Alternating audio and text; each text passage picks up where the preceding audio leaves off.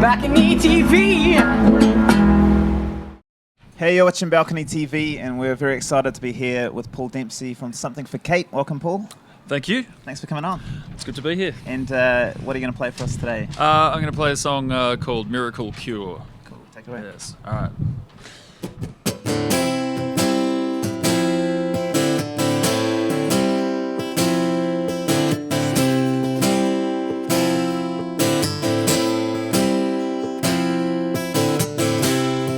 Anna says she saw it coming, and Anna says it was meant to be, and Anna spikes my drink. Consistent things are only ever as complicated as she decides they're gonna be. Well, I guess you'll go your way and I'll go mine to your new neighborhood on the other side. Oh, oh, oh.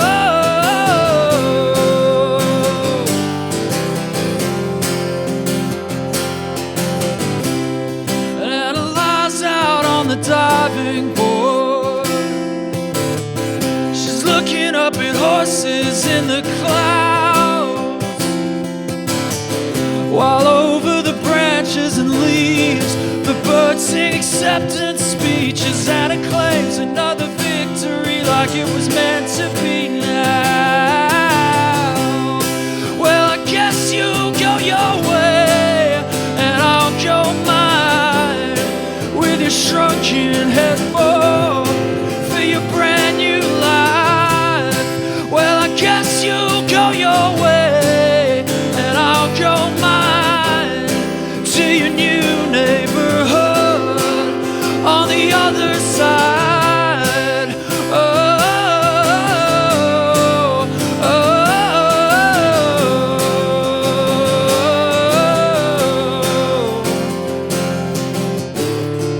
oh. I see the Polaroids of Joan of Arc all spread out on the floor.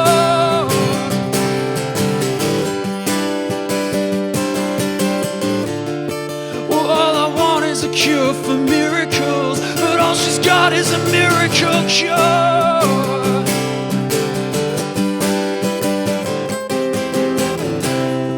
I'm going back to the city.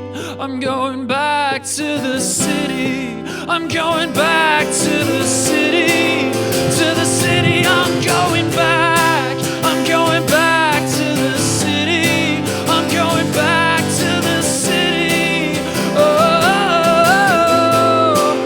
oh,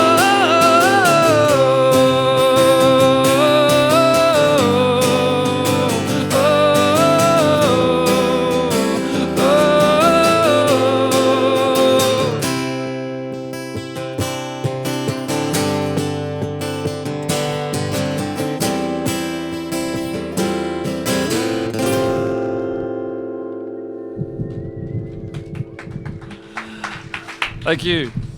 Jeez, is this probably the windiest environment you've performed in, Paul? It may well be. I'm trying to think of a windier one. So you just released the new Something for Kate record, Leave Your Soul to Science. That's right, And you sort of just had the first lot of touring and released them over through October. How's it all been? It's been great. Yeah, we just finished a national tour, and all the shows were sold out, and the crowds were fantastic, and the new songs were really well received. You couldn't hope for better. It's been great. Yeah, like I've been hearing Miracle Cure a lot on the radio, and do you find that the fans know all the new songs and sing along already on these first tours? Yeah, that's kind of the real exciting thing when you put a record out. You might hear something on the radio or whatever, and that's great, but it's not until you actually get in front of a crowd and you see people singing all the words to all the new stuff that you know they've taken it to heart. Yeah, for sure.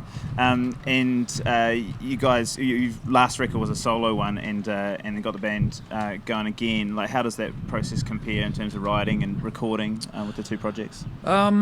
It's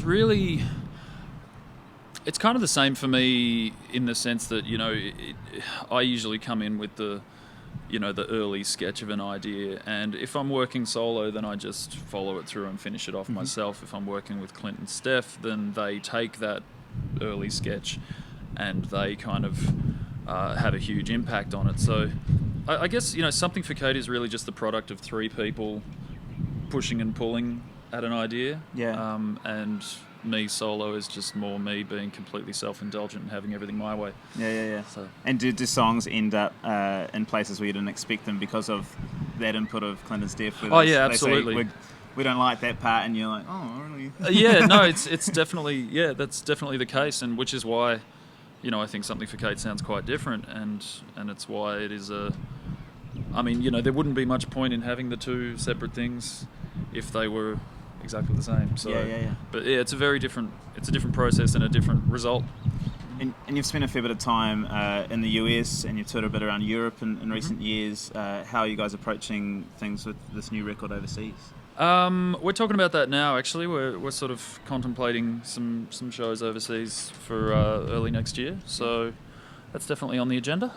We'll see what happens. How's that all been for you? Just, you know, living in different places and it's wonderful. I really enjoy living in New York, and aim to settle back there once all this sort of touring has died down. I guess I probably will make another solo record after this, and I'll probably, you know, be based in New York again, working on that. But, you know, certainly for the next, you know, all we're thinking about right now is just playing this record. You know, it's only been out a month or so, and it still feels very, you know, we're still excited just to be going out, and we're sort of looking at the next 12 months of just like wanting to tour this record. So. Sure. And speaking of which, you've got some festivals coming up. Tell us about that, sort of in November, December.